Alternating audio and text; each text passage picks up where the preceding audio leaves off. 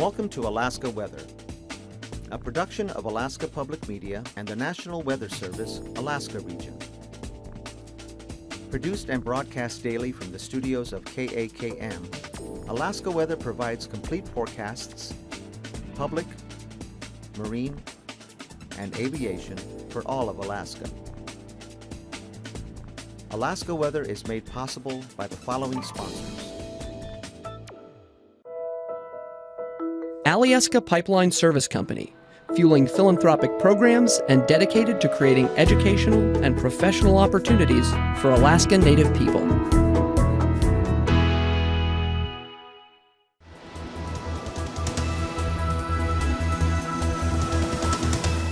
The National Weather Service. Good evening, I'm David Kramer here with your Alaska weather. As always, please visit our website at www.arh.noaa.gov. You can get any updates to our forecasts or watches, warnings, advisories that we have out for the state. You can also call our weather info line at 1-800-472-0391. Getting you the same information through that means as well. We also have Facebook, Twitter, and YouTube accounts that you can follow to get any more updates for our services. Moving out towards our watches, warnings, and advisories, we have several warnings and advisories out for the state. We'll start down here in the south in the Kuskokwim Delta area. There we have a freezing rain advisory from Bethel and areas further to the east, and that is going to be out from 1 a.m. Thursday morning until 10 a.m. Thursday morning. Then moving into the lower Kuskokwim Valley, we have a winter weather advisory out for snow and freezing rain, and that is from Sleep Mute to the west, so kind of that area between Sleep Mute and Bethel there, and we are going to see that out until 4 a.m. on Thursday. Then moving up to our warnings in the Yukon Delta area, we have a winter storm warning for snow and blowing snow, and that is going to be in effect from 4 a.m. Thursday until 6 a.m. on Friday. Moving up into our lower Yukon Valley, and that's going to be all the way up towards just south of Galena there, and that is for a winter storm warning for snow, and that is going to be in effect until 4 p.m. on Thursday. Then we have our advisories starting out here in the central interior and then up towards the Yukon Flats. All three of these are the same. They are winter weather advisories for snow, and those are also out until 4 p.m. on Thursday. And then finally in the Alaska Range east and west, we both have wind advisories out, and those are in effect until 6 a.m. on Thursday. And if you're in any of these areas and want more specifics or any updates to the timing, please visit our website and check out the area in particular that you are interested in. Looking at our satellite imagery, we can kind of see some of the causes for this, and we'll start off with the area out over the interior part of the state, and we have a frontal system stalling out there. Moving in, you can see with some of that higher cloud cover out over the area there, as that is coming in from the south, and we'll see the cause of even that. That is coming in from the northern Pacific there, bringing in, you can see our front pushing out over the eastern Aleutian Islands and stretching out then all the way across the central interior. That frontal system is starting to linger there, producing a lot of snow in those areas. So we move out further to the west, you can see with these darker clouds, those mean that they are lower clouds, and we have those out through much of the Bering Sea, central and western Aleutian Islands, and then another system that's going to stay off to our west there south of Shemya. Then as we move one more time, we can look out over the Panhandle area. See a lot of clear skies out there as we have high pressure over the area. Only some clouds out in the northern parts of the Panhandle. Very light, partly cloudy skies as we get further to the south. So for the remainder of the day, we can see now our high pressure system there. Not a lot of activity expected for the remainder of the day for the Panhandle area, but as we get closer towards the Kenai Peninsula, we are going to see some rain lingering there with that southeasterly flow, bringing up more moisture behind this frontal system all throughout the area, all the way through Kodiak Island and the Alaska Peninsula. But as we move to the more interior locations, going to start to see that transition over to snow, and as we get on the northern side of the front, we are going to see snow all throughout the Yukon Delta area. Now, it's important to note that we have northeasterly flow bringing in colder air through the YK Delta area, but as we get into the Kuskokwim Delta, we have the warmer air behind this warm front going over top of that colder air, and that's what's going to provide the potential for those freezing rain conditions, again from Bethel out towards the east near Sleep Mute. But as we get more into the interior part of the state, too cold up there, going to see mostly snow, and that's going to extend all the way up into the upper Yukon Valley. But along the Arctic coastline should stay pretty clear, Seward Peninsula as well. As we move out over the Bering Sea, we do have some northerly flow, keeping things cold, a lot of snow out there, and then snow for the central and western Aleutian Islands, but transitioning back over to rain behind the frontal system, pushing through the eastern Aleutian Islands right now. As we move into tonight, this front, not a whole lot of movement, still with that stationary boundary up out throughout the interior part of the state. Again, that's why we're going to see a lot of snow stretching down from that Fort Yukon area through the central interior down into the Yukon Delta area. But now we are going to see some tighter pressure as we have a high pressure building in from the north with our frontal system pushing up against that, bringing in some stronger winds along the Yukon Delta, extending down towards the Pribilofs, and that's going to cause some blowing snow conditions in both of those locations. And we are going to have some snow down in the central and western Aleutians as well. Behind our frontal system, still warm enough to have a lot of rain moving into the Bristol Bay area, Alaska Peninsula area. Some lighter rain in the evening expected around the south central, but then making way, clearing out overnight, and then we're going to have some fog developing in the morning hours tomorrow morning, and that's going to be true in the Panhandle as well. Going to see some fog developing after midnight there. As we move into Thursday, going to see that fog in the morning throughout the Panhandle. South Central as well, going to see fog in the morning hours. But then as we get further off to the west towards Kodiak Island, we're having some more rain push in from the south, and a new system starting to make its way up. It's going to start to reinforce that system that we have in place now, but that same boundary is just staying there over the central part of the interior, continuing to produce rain for many of the locations south of Brooks Range, and then down towards the YK Delta area. Still going to see the effects of the freezing rain from Bethel to the east, and that's going to extend out towards Sleepmute. But up along the Arctic coastline, high pressure keeping everything clear up there. Out over the Bering Sea, western Aleutian Islands, going to see some snow with the northerly flow there, and then rain as we get closer towards the eastern Aleutian Islands with that warm flow coming up from the south.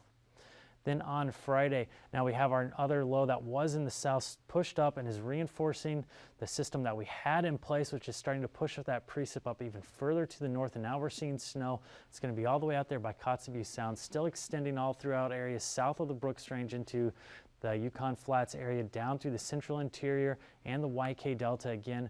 And there is still the potential even on Friday that we will have some light freezing rain in those same locations west of Sleepmute there. As we move out over the Bering and western Aleutian Islands, going to see a lot of snow there. And then rain behind these systems with that warmer air coming up from the south throughout the Alaska Peninsula, Kodiak Island area. And now we are starting to see with this new system, rain coming back into the south central area, especially along the North Gulf Coast, and a chance for some rain in the northern portions of the Panhandle. Southern portions should remain pretty clear on Friday. Taking a look now at our temperatures as of 2 p.m. this afternoon. Primarily in the 40s for most locations around the Panhandle, 58, a little bit higher there for Ketchikan and Skagway, 51 degrees. As we move out to the south central areas, in the mid to upper 40s for most locations. Some a little bit colder there, Talkeetna, only 39 degrees this afternoon, and then 44 for Kodiak. Moving up into the interior, in the 30s in the more southern locations, but dropping off pretty quickly as we go further to the north until we get down to 0 degrees through the pass this afternoon. Up along the Arctic coastline, all below 0 there, with Dead Horse being the lowest at minus 18 degrees. And then moving in to the Kotzebue Sound area, right around 0 degrees there. A little bit colder out by Tin City, minus 9 there. Above 0 on the southern side of the Seward Peninsula, 17 for Nome. Gamble out there at 10 degrees this afternoon. And then right around 10 degrees as we get to the southern portions of the Norton Sound. Moving out to the YK Delta area, teens along the coastlines getting warmer as we get further inland. Bethel and Antioch both at 23 degrees this afternoon. In the lower 40s in northern locations around Bristol Bay, getting warmer as we get further to the south. And then we have mid 40s along the Alaska Peninsula, and below 40 as we get to the Aleutian Islands, with mid 40s as we get out to the western and central Aleutian Islands. Below 30 for the Pribilofs, with 28 for St. Paul and 29 for St. George. Staying in this area for tonight's lows, dropping down to 25 degrees for St. Paul, right around freezing for the Aleutian Islands until we get out to the eastern Aleutians. On Alaska, going to drop down to 38 degrees tonight, right around 40 for areas along the Alaska Peninsula. Then in the Bristol Bay area, right around 40 for them as well. Dropping down pretty quickly as we get towards the Norton Sound area, all the way to the teens in the southern part of the Norton Sound. And then as we get towards Nome, only 1 degree there for a low tonight. Below 0 for the Kotzebue Sound area. Again, Tin City is being a little bit colder there, minus 10, Shishmaref as well. And then as we get along the Arctic coastline, well below 0 there. But south of the Brooks Range, you're going to start to get back above 0. and then but below freezing throughout much of the interior, warmer conditions further to the south, and then finally as we get south of the Alaska Range, going to stay above freezing for the most part. Some places like Glen Allen going to stay below freezing there, or get below freezing, 31 degrees. 42 expected low for Kodiak. As we move out over the Panhandle, a wide variation here. Some places staying below freezing, and then we have other places that are only getting down to around 40 degrees tonight. Those warmer locations are primarily further to the south, but Skagway, Haines going to stay up above freezing as well for lows tonight. For our highs tomorrow, getting into the mid to upper 50s, some places getting higher than 60, 65 expected high for Ketchikan tomorrow. Into the lower to mid 50s, most locations in the south central. Talkeetna only getting up to 49 degrees. So get into the interior, locations around Fairbanks getting up into the 40s, but as we get closer towards the Brooks Range, dropping down pretty quickly till we get below 0 for highs along the Arctic coastline. For the Kotzebue Sound area, single digits for the most part. Kotzebue itself is going to get up to around 10 degrees. As we move further to the south towards the YK Delta area, getting up there pretty quickly with highs in the mid-30s as we get into the Kuskokwim Delta area, and then the 40s to lower 50s in the Bristol Bay area, mid-40s for the Alaska Peninsula. Aleutian Island is going to stay in the mid-30s for the most part. On Alaska, a little bit warmer still, 43 degrees expected high, and 32 expected high for the Pribilost for tomorrow. Taking a look at our aviation weather, starting off with our flying weather in the morning. You can see how we have the IFR conditions following along that frontal boundary, a lot of the snow up there. Some lower stratus along the Arctic coastline, going to bring some MVFR conditions there. And then as we look over the places in the northern Gulf, we have MVFR and IFR conditions with that stratus and fog that we are expecting to form overnight tonight. Especially you can see in the inside waters here, a lot of that fog and stratus in those more channel terrains. Get to higher elevations, just some MVFR conditions there. In the afternoon, though, a lot of that's going to clear up as that fog burns off, but we will have some of that lingering out over the North Gulf Coast into the Prince William Sound area into the afternoon hours. And even in the afternoon, we can see our frontal system, the MVFR and IFR conditions extending down into the Bering Sea there. Some IFR conditions moving their way to the southern portions of Kodiak Island, some lingering MVFR in the eastern portions of the Arctic coastline, and then MVFR and IFR for the remainder of the Bering Sea and Aleutian Islands. For tomorrow, 4-hour passes starting off at Anaktuvik, expecting to see VFR conditions for tomorrow as well as Adigan Pass. Lake Clark and Merrill should both be VFR as well. Rainy will start off in VFR, improve to VFR in the afternoon. Windy Pass will also start off marginal, improve to VFR throughout the day. We'll have Isabel Pass VFR as well as Mentasta and Tanita, all should be VFR for tomorrow. Portage will remain VFR for the day, and Chilcoot and White should both be VFR for tomorrow. Freezing levels, we can see a lot of the warmer air coming up behind that frontal system, making its way, especially into those eastern portions of the state, as well as moving out towards the southwest over the Bristol Bay area. Then we can see our surface freezing line coming out over the Bering Sea down by the central and western Aleutian Islands as we have that colder air bringing that surface freezing line further to the south. For icing for tomorrow, starting off in the central and eastern Aleutian Islands between 8,000 and 12,000 feet there, following our frontal system further to the north and east above 10,000 feet over the YK Delta, and then dropping down a little bit as we get to the central, interior, and Yukon Flats areas between 5,000 and 10,000 feet there for tomorrow. For our jet stream, well below the Aleutian Islands, jet coming in at 100 knots, and then picking up as we get over the state, 115 coming in from a southerly direction over the Alaska Peninsula, then riding the western part of the state, but getting up to 150 knots as we get out over the north coast, and then dropping back down into Canada, dropping off pretty quickly down to 110 knots there. For our winds at 9,000 feet, coming around our high pressure, our strongest core of winds is headed towards Kodiak Island, 50 to 55 knots there, dropping down to 35 out over the western portion of the state, and then down to 25 over the northern portion, exiting off to the east. Over the Panhandle, a little bit lighter there, only around 15 knots, picking up to 25 as it exits to the east. Flow around our low coming in around 50 knots, but dropping off by the time it gets to the eastern Aleutian Islands to easterly direction at 30 knots there, and then 25 to 30 knots for the remainder of the Bering Sea and Aleutian Islands. A little bit lighter there out over the Bering Strait, around 15 knots out of a northerly direction. Down to 3,000 feet, pretty similar flow, picking up a little bit through the Bering Strait area, 35 knots out of that northerly direction, 25 to 40 knots for the Bering Sea, weaker as we get closer towards our low, stronger as we get closer to St. Matthew Island. But our main corridor of winds is still going to be heading towards Kodiak Island area, 45 to 50 knots at 3,000 feet, but dropping off pretty quickly as we get out over the main part of the state, then heading off around 20 knots out of a westerly direction headed towards Canada. Out over the Panhandle area, pretty light variable flow, only around 5 knots there. And then finally out over the Prince William Sound area, southeasterly direction, around 20 knots. Taking us to our turbulence, all the turbulence is going to stay near the stronger core of winds below 6,000 feet for Kodiak, Bristol Bay area, dropping down below 4,000 feet as we go up the west coast of the state towards the Seward Peninsula, as far north as Point Hope, and as far west as St. Lawrence Island. And then another area out by the western and central Aleutian Islands below 4,000 feet there. If you stay with us, we'll be back shortly with the marine forecast.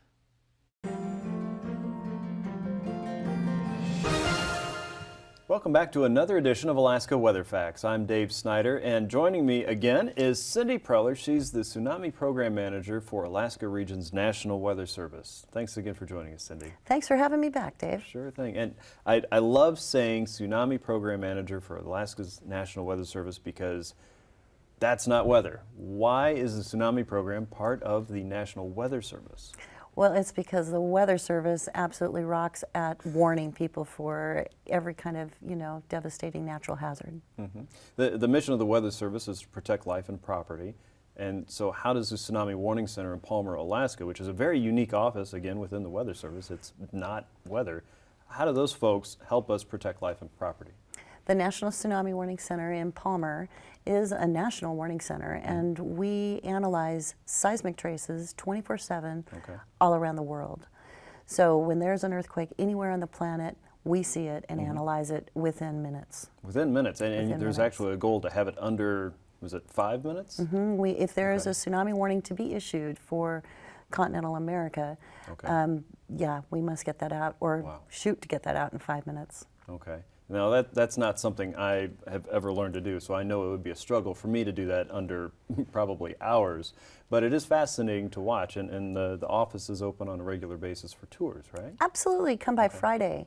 Okay. Yep, every Friday at 1, 2, and 3 p.m. and they're open public free tours. And it's the most interesting place on the planet. You really should check it out. Okay, and the office team is made up of people that are earth scientists, not meteorologists or atmospheric scientists. Talk about some of the types of people that work there. Right, we are out of place in our National Weather Service, but we are geologists, geophysicists, oceanographers.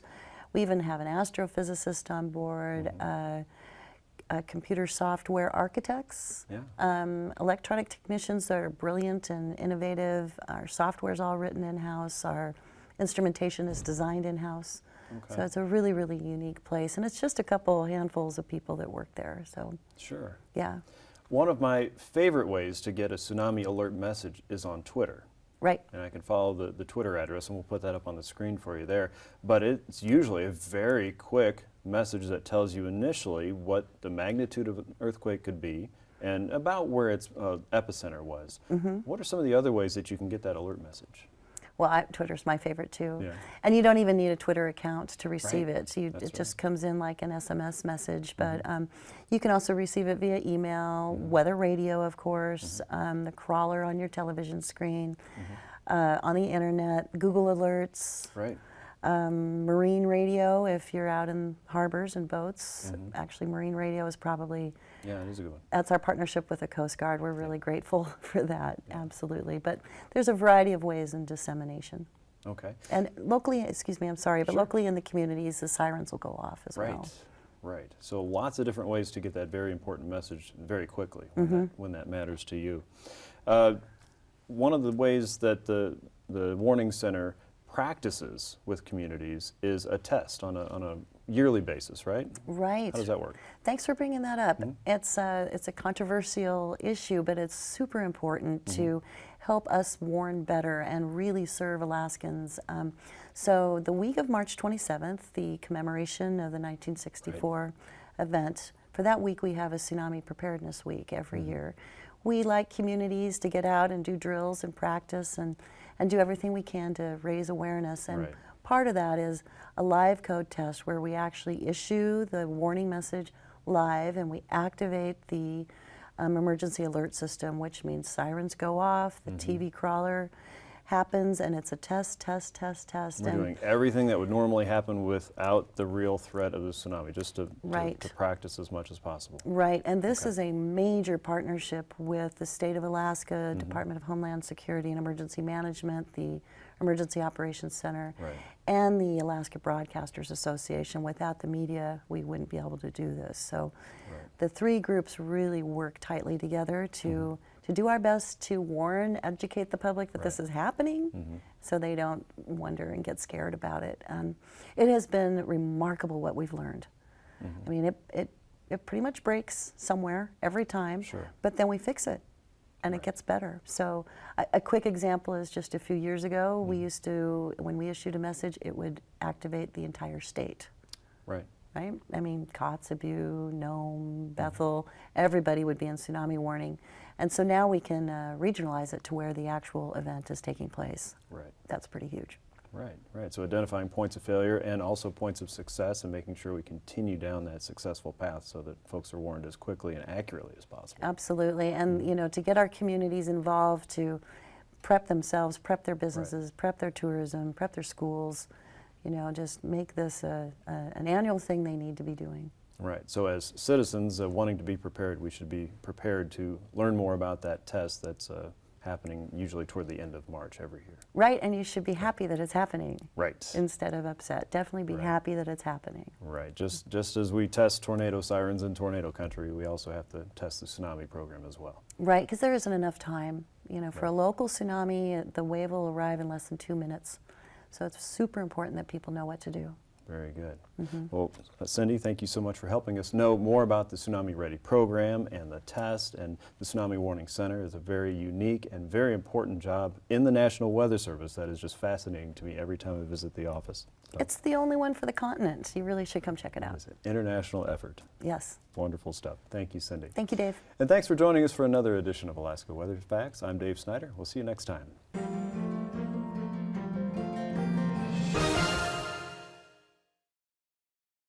Welcome back to the marine forecast. We'll start off with the sea ice edge. Big thing to note here is that with that frontal system coming up, bringing in a lot of warm air, we do have some ice retreating for the Bristol Bay area, though still a little there around Dillingham. And then pushing back yesterday, we had it down by Cape Newingham, but that has now pushed further to the north as well. For the rest of the marines, starting on Thursday for the southeast, weaker northerly flow in the inside waters, 10 to 15 knots there, 2 to 3 feet for seas. And then starting off at a southeasterly direction in the southern part of the Gulf there, becoming more northerly as we get further to the North Seas out there, only around 7 to 9 feet. As we move into Friday, southerly flow 15 to 20 knots out over the Gulf and becoming more southerly in the inside waters as well, 15 to 20 knots there. For the south central, primarily an easterly flow, a little bit more northerly as we get further to the north. In Prince William Sound, north 10 knots, getting up to as high as 35 knots out of an easterly direction right by the Barren Islands. 30 knots on the other side of the Barren, still out of that easterly direction.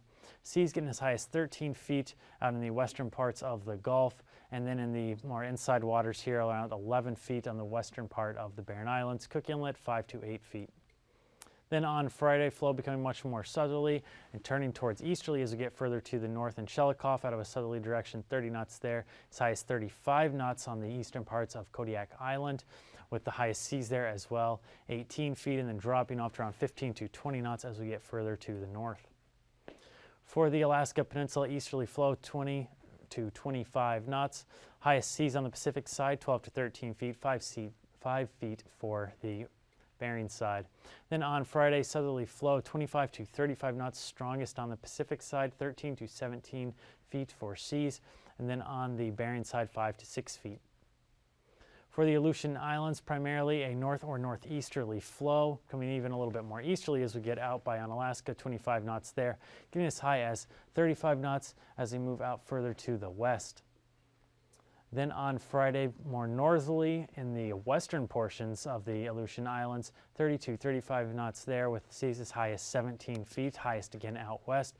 And then becoming southerly as we get way far to the east near The eastern Aleutian Islands, 15 to 25 knots there, strongest on the Pacific side, with seas only around 10 feet as we get further off to the east.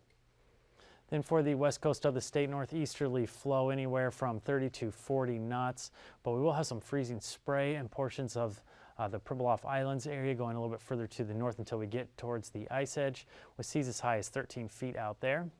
And then on Friday, staying northerly in the western portions, 25 to 35 knots, strongest by St. Matthew Island, and becoming more northeasterly as we get up towards St. Lawrence Island, 30 to 35 knots there, and then southeasterly flow as we get south of Nunavik Island, and that's going to be around 25 knots.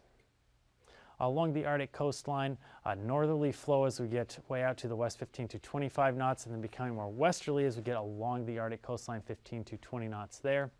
Friday, switching up, becoming more easterly and northeasterly, anywhere from 15 to 20 knots until we get out towards the west coast of the state, getting as high as 35 knots out of that northeasterly direction. Quick recap of tonight's weather. We do have our frontal system extending out across much of interior Alaska, down through the eastern Aleutian Islands. Going to see some blowing snow conditions for the Yukon Delta and the Pribilof Islands. And then we're going to see some freezing rain conditions from the Bethel area east towards Sleepmute. And then we have some warnings for the lower Yukon Valley up towards the Galena area for some snow there, and then some winter weather advisories for snow from the central interior up towards the Yukon Flats, and even some wind advisories out for the Alaska Range. Then we have the freezing rain advisories for the Kuskokwim Delta and the lower Kuskokwim Valley, so please check the website for any additional details on any of those warnings or advisories.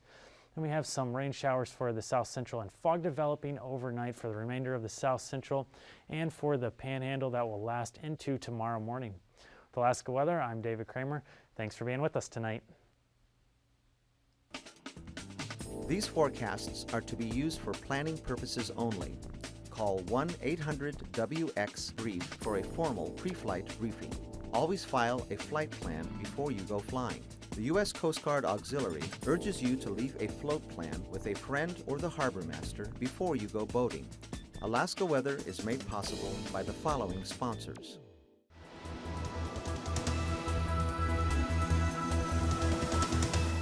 The National Weather Service.